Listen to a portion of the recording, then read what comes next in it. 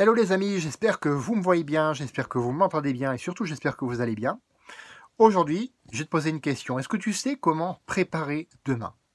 Alors rassure-toi, j'ai 3 conseils pour t'y aider. Premier conseil, donne-toi les moyens de tes ambitions. Alors l'ambition, tu sais que c'est mal vu, c'est pas bien, gna gna gna. Ça c'est des conneries. Qu'on soit clair là-dessus, c'est des conneries. Donne-toi les moyens de tes ambitions. Qu'est-ce que je veux dire par là?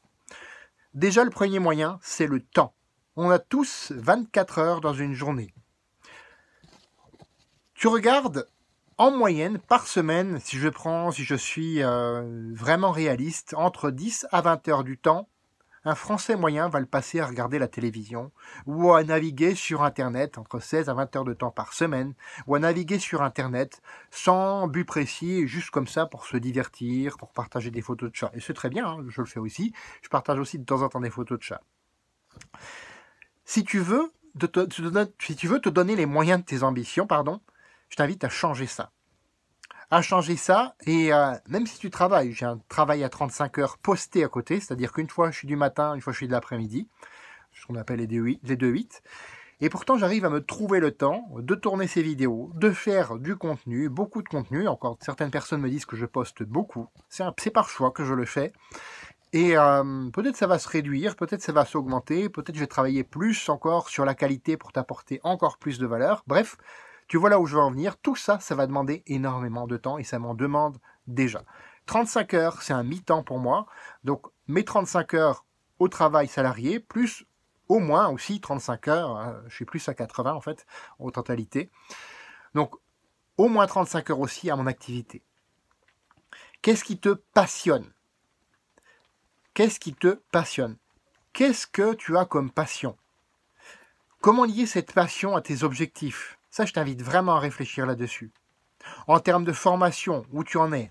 En termes de compétences, que ce soit dans ton travail salarié, si tu veux progresser, gravir les échelons, eh bien, il faudra te former. Pas seulement te contenter de la formation que t'offre ton patron, mais aller chercher encore plus de formation pour aller plus loin.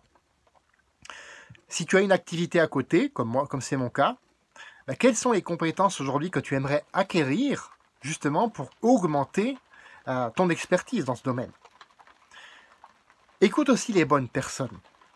Écoute ceux qui ont déjà réussi. N'écoute pas les personnes qui te disent « Ouais, mais si tu gagnes plus de 1200 euros, tu deviens un connard de riche » ou que sais-je encore comme connerie.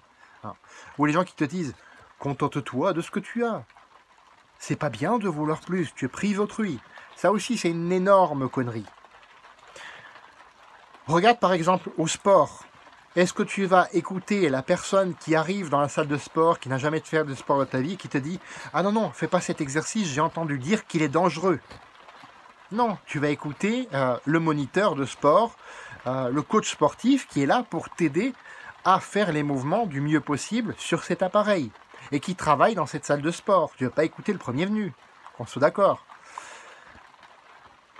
Donc écoute les conseils justement de coach, de mentors, de gens qui ont réussi tout simplement.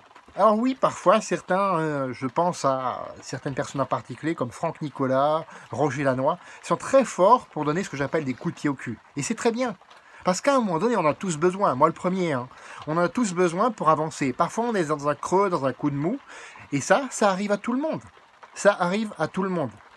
Sauf que l'entrepreneur, lui, eh bien, il va prendre conseil auprès des coachs. Et c'est pas une preuve de manque d'intelligence ou encore que sais-je comme connerie là-dessus. C'est pas ça. Regarde des gens comme Tiger Woods, ils ont plusieurs coachs, ils ont plusieurs conseillers. Et donc oui, pour être encore meilleur, ils continuent encore aujourd'hui à se prendre des coups de pied au cul, tout simplement. Regarde les mentors, les modèles, les personnes dont tu veux modéliser certains comportements. Pas tout, pas forcément tout, mais certains comportements. Par exemple, pour moi, c'est Thomas Delauer, en termes de nutrition, en termes de biochimie. C'est une personne qui n'a pas son pareil pour vulgariser des concepts qui pourraient être autrement très très difficiles pour quelqu'un qui n'est pas issu de cette formation-là comme moi. Et pourtant, aujourd'hui, je suis capable de comprendre et même d'expliquer à autrui, et certaines personnes pratiquent les conseils et ont des résultats, tout comme moi.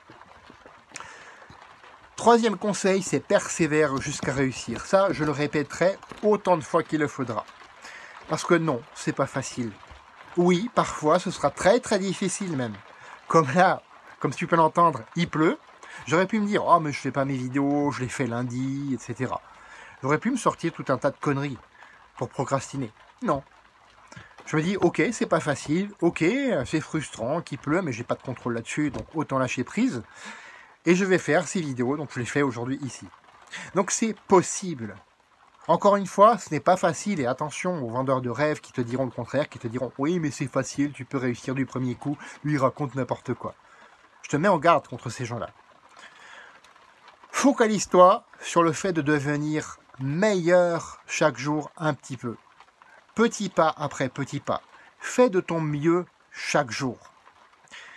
C'est comme des royalties, comme le chanteur qui fait un tube une fois. Tu crois que ce tube, il l'a pas répété avant, il l'a pas répété encore et encore, il s'est pas trompé 50 fois, 50 000 fois avant de le chanter? Tu crois sincèrement ça? Ensuite, qu'est-ce qu'il a fait? Il a enregistré le tube du mieux qu'il a pu. Ce qu'il a fait ensuite, il l'a enregistré, bon à l'époque on appelait ça des CD, hein. Excusez-moi, je suis de la vieille génération. Et ensuite, il a partagé. Les gens ont acheté et lui, il a touché 2 €, on va dire, par titre. Et ces 2 € sont devenus 200 €, puis 2000 €, puis 200 000 €, puis 2 millions d'euros. Et c'est comme ça qu'ils font, tout simplement. Donc fais de ton mieux chaque jour et focalise-toi vraiment sur le chemin autant que sur la destination. Le chemin est aussi important que la destination. C'est pas l'un ou l'autre, encore une fois, c'est l'un et l'autre. Chemin et destination sont importants. Et ils sont importants pour faire de ta vie une aventure mémorable qui te ressemble et à personne d'autre. Parce que tu le mérites. On se retrouve la semaine prochaine pour d'autres vidéos. À bientôt.